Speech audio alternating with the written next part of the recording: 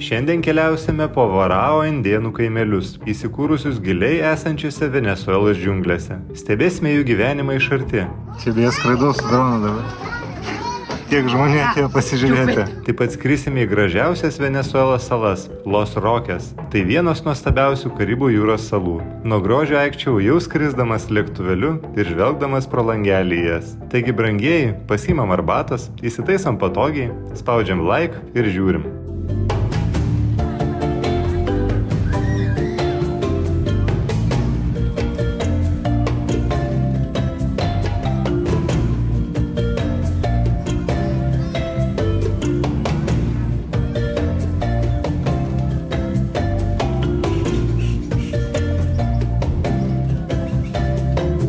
Kai pas mus bulvė, tai pas jūs pagrindinis maistas yra jukos šaknis. Nors tai panašiai palmės šaknį kažkokią, bet valgoma.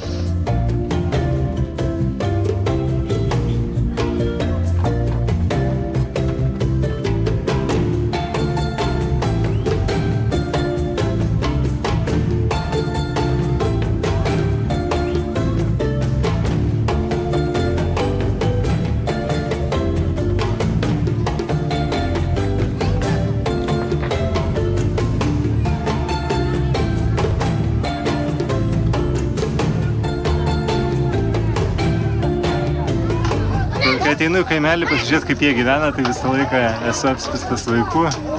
Šį kartą kokių 10, tai iš vienos pusės, iš kitos irgi 10. Tai matot, ką valgo. Nevalytą žuvį, šameliai, o ten juka.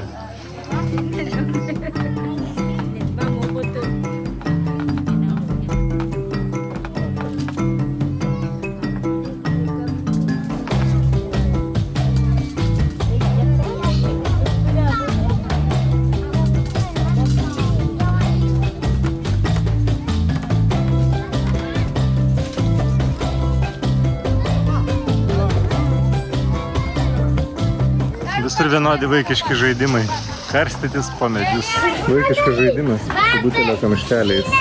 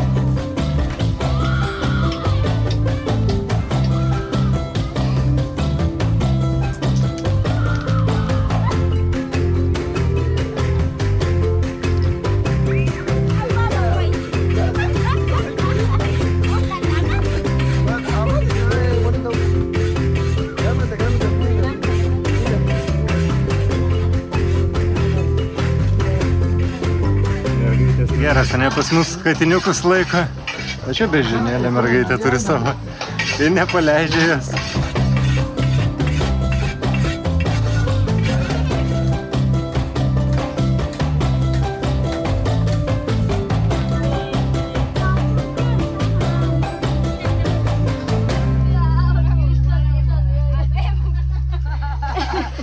Dažnai žmonės klausia, kaip mane priima gentyse.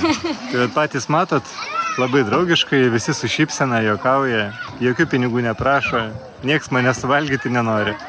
Atvažiuokite ir jūs aplankykite, pamatysite tikrą natūralų gerumą.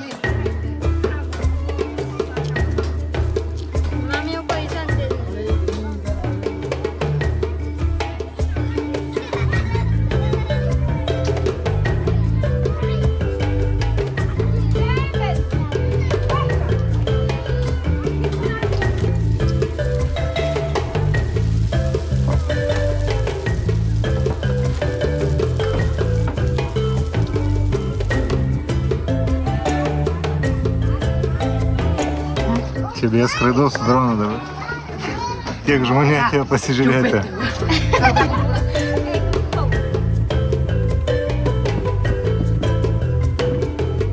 Varao yra išlaikę gamtameldystę. Jų mitas pasakoja apie medžiotoją, gyvenusį danguje. Jis medžiojęs dangiškuosius paukščius, vienas jo nušautas paukštis nukrito ant rojaus grindų. Jis susprogo ir pramušė skylę, per kurią medžiotojas pažvelgė į žemę. Pamatęs ten daug vaisių, gražius vaizdus iš dangiškojo šilko pasidarė virvę ir nusileido ten gyventi. Varao turi unikalių ir sudėtingų socialinių vadų, kunigų, šamanų, magų ir šventyklų prižiūrėtojų. Jie propaguoja įvairius mirties ritualus ir šamanistinius gydymo būdus. Iš europiečių su Varao pirmasis susidūrė Alonzas de Ojeda, tyrinėdamas Orinoko deltą. Indėnų namelį ant vandens jam priminė Veneciją, todėl atrastą žemę pavadino Mažąją Veneciją – Venesuela.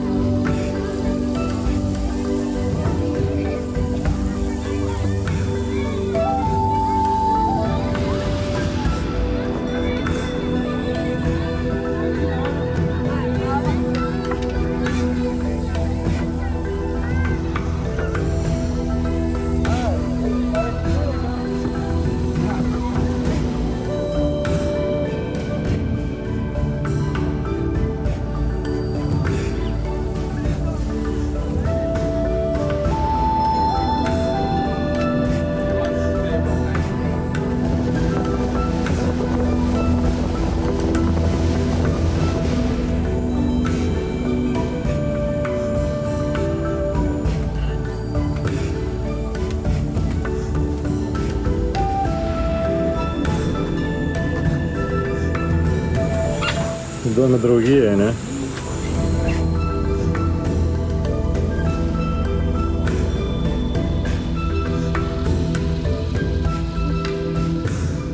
Šių žmonių gyvenimas ir dabar lygiai toks pat kaip prieš 1000 metų. Tiesiog, kad apsirengia rūbais. Pas juos nėra nei elektros, nei vandens švaraus. Jie medžioja, žvejoja, statosi namukus iš gamtos, iš palmių lapų ir žievės. Tiesiog niekas nesikeitė 1000 metų. Tik kad regionas dabar vadinasi Venesuela. Bet jie lygiai taip pat iš genčių, tiesiog, kad apsirengia rūbais. Indėnai man pasiūlo suvenyrų iš egzotiškų augalų sėklų, medienos ir gyvūnų dalių. Tačiau jos draudžiama išvežti iš Venesuelos ir nelegalu nei pirkti, nei parduoti. Nes tokia veikla skatina saugomų gyvūnų medžiojimą, žudymą ir naikinimą. Čiabuviai ant plaušinių siūlų veria karolius, apyrankes, gamina segtukus, dėžutės, peilius.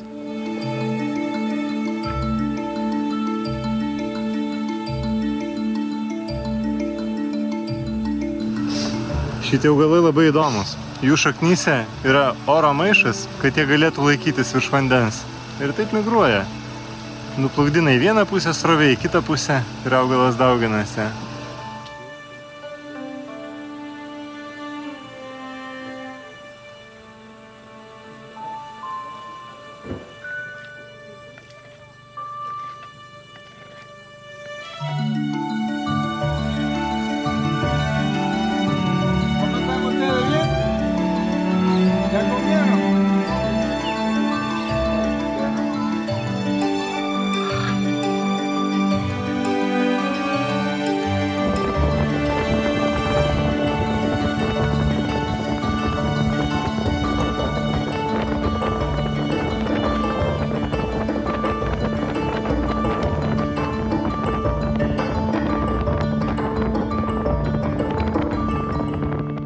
Esu Karakas oro uoste, matote pakankamai senas, statytas sovietiniais laikais, per daug ir nesinaujinęs.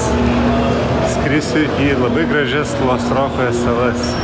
Prieš sėdant į mažą Cessna lėktuvėlį, Karakos oro uoste, kovos su narkotikais pareigūnai kartu su specialiai išdresuotu šunimi patikrino visų keleivių kuprinės ir lagaminus. Visi keleiviai susidomėję stebėjo, kaip šuo sukiojasi aplink jų nešulius. Geros naujienos, į salas skrenda visi švarūs. Taigi su jauduliu lipu į mažą lėktuvėlį ir laukiu kelionės bei atsiveriančių vaizdų.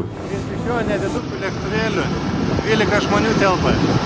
Rokeso salyną galima pasiekti tik lėktuvėliu, laivais keleivių negabena. Vieninteliai laivai galintys pasiekti salas yra krovininiai, gabenantis maistą ir kitas apyvokos prekes. Mano kelionė lėktuvėliu truko apie 1 valandą, tačiau norėjosi, kad truktų dar ilgiau. Pats skrydis, netgi sakyčiau ne keleivinis, o pažintinis, nes vaizdai, kuriuos galima pamatyti per langą, tiesiog atima žadą. Žydra jūra, skalaujant įvairių formų salas, tiesiog nuostabi.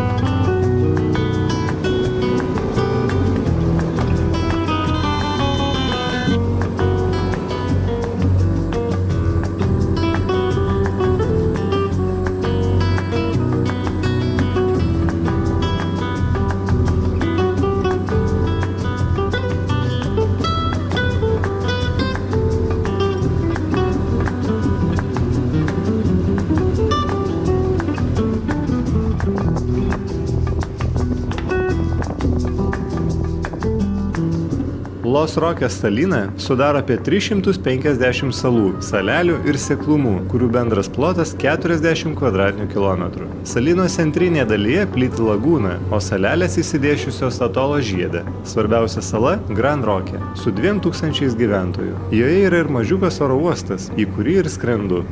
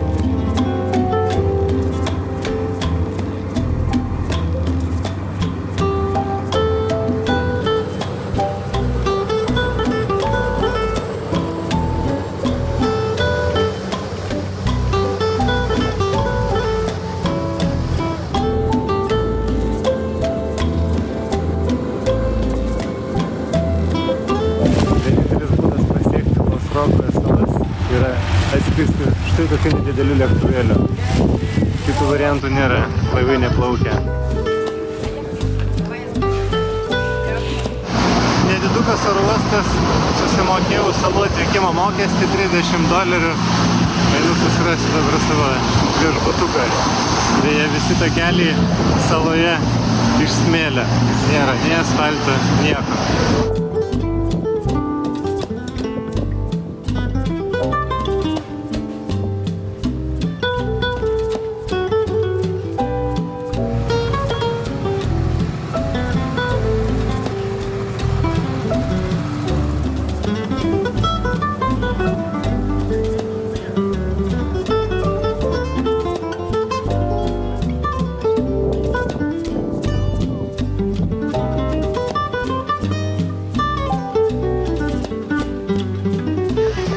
tarytum mažas rojaus kampelis.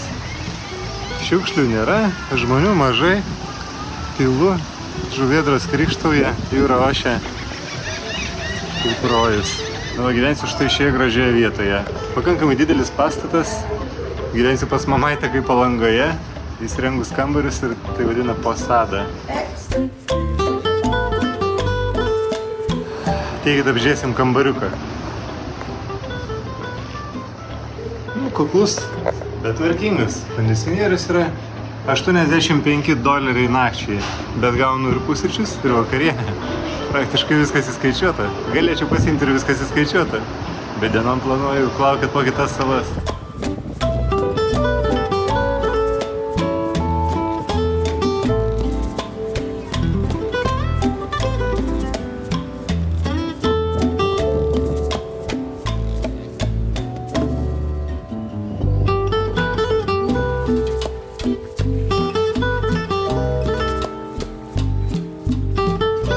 Eime paslampinėsim po pagrindinę Los Rocos salą.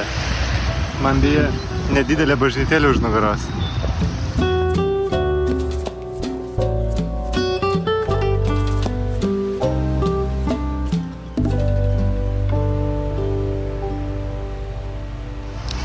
Bažnytėlė išpuošta baltom juostom, tai čia šalia jūros suoliukai. Vestuvės bus.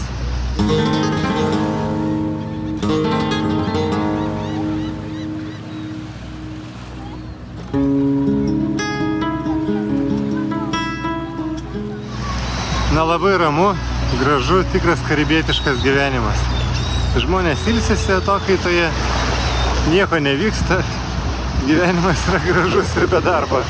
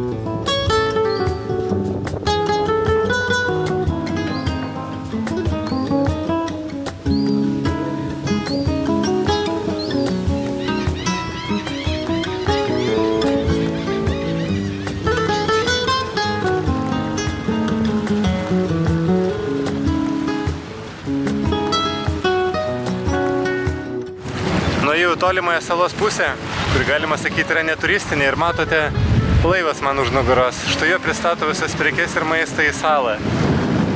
Paklausite, kaip iš kur gauna elektrą.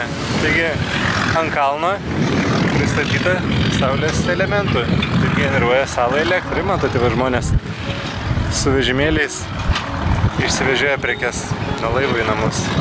Grand Rokeso salos pakraštyje yra pastatyta saulės jėgainė, tačiau infrastruktūra pilnai nesutvarkyta ir man tenka prisiminti akmens amžiaus laikus, nes savo svečių namuose neturiu elektros. Kuomet anksti ryte išvykstu lankyti kitų salų, saulės jėgainės pradeda tiekti miestelio elektrą, o kuomet grįžtu, sutemus iš kitų salų į miestelį, elektros vėl nėra. Taigi atrodo lyg ir keliauju civilizuotose salose, tačiau 4 dienas tenka gyventi be elektros.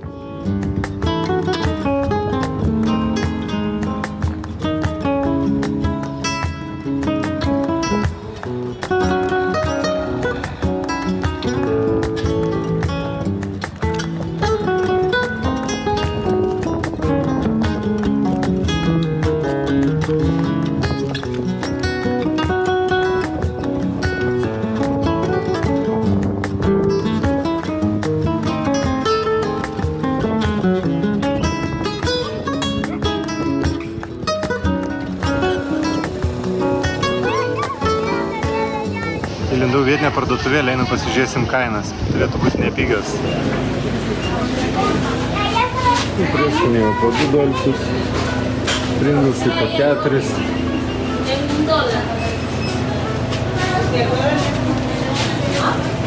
Riešutukai po 4. Sausainiukai po 2,5, po 3,5.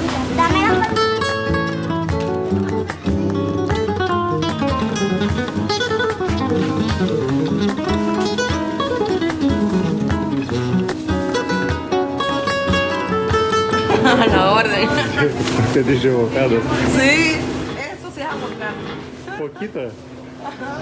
Nežmoniška didžio avokadas, ne? Vaikau, kad mažiukas, bet yra ir dar didesnė. Sako, šitas geras, gali valgyti. Už delną didesnė visi.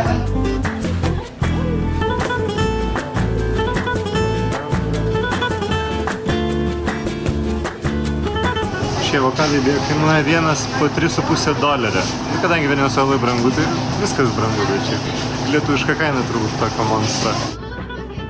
Ačiū, kad buvote kartu. Tikiuosi pažintis su indėnais buvo įdomi. Kviečiu kitą savaitę įsijungti ekranus ir būti kartu, kuomet keliausime po nuostabes Los Roques salas. Norintys pasakyti ačiū ir prisidėti prie kelionių, galite paspausti Super Thanks mygtuką arba prašymę pasinaudoti Contribui nuorodą. Ačiū ir iki!